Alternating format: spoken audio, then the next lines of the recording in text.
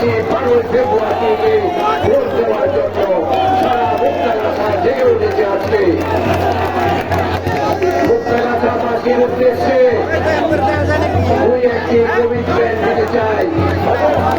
আমরা বিএনপি যদি আগামীতে ক্ষমতায় আসে, আপনারা যদি আমাকে ধানের সংস্থায় ভোট দিয়ে এমপি নির্বাচিত করেন, আমি মুক্তাগাছা থেকে মাদক এবং জুয়া চির করে উঠিয়ে দেব।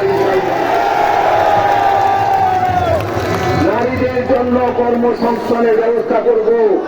প্রত্যেকটা নারী মিছিলে আমি বলেছি, মিটিংয়ে আমি বলেছি, আমি অবশ্যই আমাদের অর্ধেক নারী, আমাদের এই মুক্তাগাছাবাসী যত মানুষ আছে তার অর্ধেক নারী, আমি নারীদের কর্মসংস্থানের ব্যবস্থা করব। আমরা বিএনপির পক্ষ থেকে ইনশাআল্লাহ।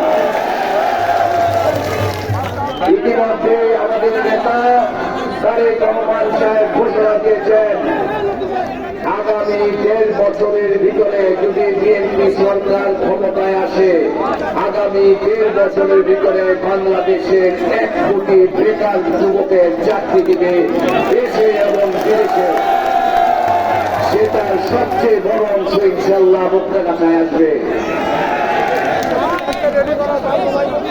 আমাদের মুক্তাগাছায় সমস্ত খাল নদী ভরাট হয়ে গিয়েছে। আমরা সকলে মিলে মুক্তাগাছার এইসব খাল নদীগুলি খনন করবো। আপনারা আমার সাথে থাকবেন।